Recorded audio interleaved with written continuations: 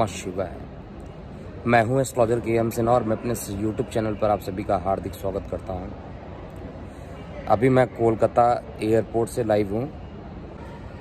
एक नया टॉपिक है जो कि 90 साल के बाद एक घटना घटित होने वाली है, तो उस पर भी एक प्रेडिक्शन यहाँ पर बनता है।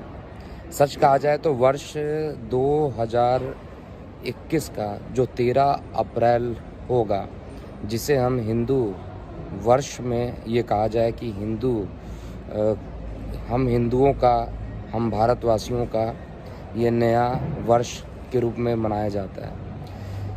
चैत्र मास का जो प्रतिपदा होगा उसमें इस साल कुछ परिवर्तन होने वाले हैं। कुछ परिवर्तन लगातार आपको देखने को मिलेंगे। जैसे इस समय जो परिवर्तन होगा, इस साल के जो राजा होंगे वो मंगल होंगे और जो मंत्री होंगे वो भी मंगल होंगे।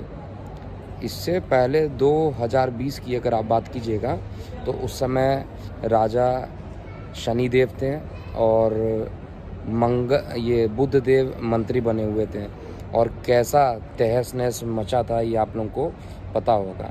लेकिन फ़िलहाल मैं इस पूरे हिंदी संवत जो स्टार्ट हो रहा है, इसमें अभी प्रमादी नाम का एक संवत चल रहा था जो कि अपना पूरा कंप्लीट नहीं कर पाया है। और इसके बाद वैसे 60 टाइप के संवत होते हैं। इस पर कभी टाइम रहा तो मैं ज़रूर इस पर वीडियो पोस्ट करूँगा। लेकिन ये जो 60 टाइप के संवत होते हैं उसमें ये 89 ईयर के बाद, लगभग 90 साल के बाद एक प्रमादी नाम के संवत्सर को बिना कंप्लीट किए हुए एक राक्षस संवत स्टार्ट होने वाला है, जिसको दानव संवत भी मैंने अपने यूट्यूब पे अपडेट किया हुआ है। अब क्वेश्चन ये उठता है कि इस साल अब हिंदी नववर्ष की गणना के हिसाब से कैसा ये बीतेगा। तो देखिए, हिंदी नववर्ष के हिसाब से देखा जाए तो हिंदी नववर्ष के हिसाब से निश्चित रूप से ये टाइम थोड़ा सा आक्रामक रहेगा, एग्रेसिव ज़्यादा रह सकता है।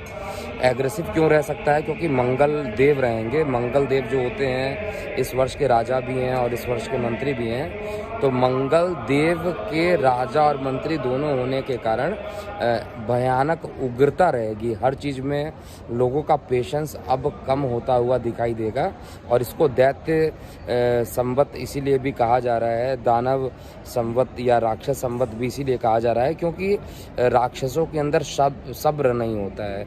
तो हम लोगों के बीच में भी जो सब्र है वो अब टूटने वाला है।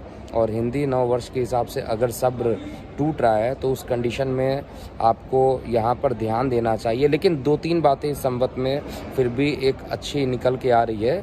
सबसे पहला जो पॉइंट है वो जो फाइनेंस का जो पोजीशन होगा इस बार, वो देवगुरु बृहस्पति के हाथ में रहेगा। तो देवगुरु बृहस्पति के हाथ में रहने के कारण कुछ निगेटिव फाइनेंस को लेकर लोगों को जनरली देखने को नहीं मिलेगा। दूसरी बात यहाँ पर जो दिखाई दे रही है वो कृषि का जो डिपार्टमेंट होगा उसको बुध देवता संभालेंगे, और बुध देवता कृषि के कारक भी माने जाते हैं। शनि देवता को इस बार किसी भी प्रकार का कोई डिपार्टमेंट नहीं मिला हुआ है। तो शनि की जो उग्रता थी, भले ही अभी कुछ टाइम तक आपको कोविड बढ़ता हुआ दिखाई दे रहा है, लेकिन ये धीरे धीरे शांत होते हुए प्रतीत होंगे। और मंगल देवता आएंगे। मंगल का रोल अब जाकर इम्पॉर्टेंट हो जाता है, और मंगल देवता जो अब आ रहे हैं ये थोड़ी सी परेशानी बढ़ाएंगे। आपके अंदर सब्र का जो बांध होगा वो टूट सकता है। और जब मंगल उग्र होते हैं तो चारों तरफ जो होती है वो मारपीट की घटनाएं ज़्यादा होती है। तो युद्ध की घटना से भी इनकार नहीं किया जा सकता है। इस समय जो कंडीशन बन रही है उसमें युद्ध की घटना से भी आप इनकार नहीं कर सकते हैं। इसके अलावा जो मंगल देव यहाँ पर रहेंगे, मंगल देव आपको काफ़ी लाभान्वित भी करेंगे। फाइनेंशियल स्थिति से लोगों को उबारेंगे, क्योंकि इस समय शनि देव का जो एक पैर पड़ा हुआ है वो धनु में पड़ा हुआ है, और बॉडी जो है इनकी मकर में है, और जो इनकी दृष्टि पड़ रही है वो कुंभ में पड़ रही है। तो कुंभ, धनु और ये मकर, इन तीनों को अभी भी बहुत ज़्यादा सावधान रहना चाहिए। जिनका जन्म रेवती नक्षत्र में हुआ है, मृगशिरा में नक्षत्र में हुआ हो, या आपका शतभिषा नक्षत्र में हुआ है, मूल नक्षत्र में हुआ है, अनुराधा नक्षत्र में हुआ है, ऐसे लोगों के लिए विशेष रूप से ये साल कष्ट देने वाला होगा। हालांकि बाकी लगन पर कहा जाए, कन्या पर, कर्क पे और ये वृश्चिक पर इनकी विशेष कृपा भी इस साल ये बनी रहेगी। ये राशि के हिसाब से मैं बता रहा हूँ, हालांकि तो मेरा प्रोडिक्शन होता है लगन के हिसाब से होता है, लेकिन ये जो मैं हिंदू वर्ष का एनालिसिस कर रहा हूँ वो राशि के अकॉर्डिंग कर रहा हूँ। तो यहाँ पे प्रोडिक्शन जो रहेगा वो अभी मैंने बताया नहीं है, केवल मैं छोटा सा अपडेट यहाँ पर ये कर रहा हूँ कि ये साल कैसा बीतेगा हमारे हिंदू पंचांग के हिसाब से। तो ओवरऑल रफली कहा जाए तो मंगल ही राजा, मंगल ही सेनापति, शनि देव को कोई भी डिपार्टमेंट नहीं दिया गया है, जो कि एक बहुत इंपॉर्टेंट बात है, क्योंकि शनिदेव को जो डिपार्टमेंट मिलता है तो वो न्याय, अन्याय, इस टाइप की चीज़ें, मतलब न्यायाधीश है तो न्याय तो करते हैं लेकिन काफ़ी परेशान करने के बाद करते हैं, तो वो टाइम अब निकल रहा है। लेकिन मंगल देवता का स्वभाव उग्र होने के कारण ये वर्ष उग्र भी रहेगा। और बार बार मैं बोल रहा हूँ कि राक्षस का संवत भी इसको कहा जाता है, क्योंकि यहाँ पर जो चीज़ें रहेंगी वो बहुत एक प्रकार से पेशेंस लोगों का लूज हो जाए, ऐसा भी मैं देख पा रहा हूँ। और कई जगह पर युद्ध की घटनाएं, आगजनी की घटनाएं ये लगातार 9 वर्ष के बाद भी ये लगेगी। लेकिन सबसे बेस्ट पॉइंट यहाँ पर आ रहा है कि जो रक्षा का डिपार्टमेंट मिला है वो चंद्रदेव को मिला है, और चंद्रदेव को जब रक्षा का डिपार्टमेंट मिलता है तो बहुत तेज़ी, जैसे ही गड़बड़ी होती है बहुत तेज़ी से रिकवरी भी मिलती है।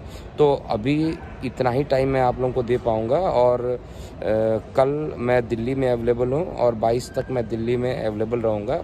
जिनको अपने पर्सनल कंसल्टेशन दिखवाने हैं वो हमारे इस व्हाट्सएप नंबर 9818318303 पर आप इसको आप रिक्वेस्ट भेज सकते हैं या कॉल कर सकते हैं। हमारी टीम आपसे बात करेगी और आपकी अपॉइंटमेंट को फिक्स करेगी।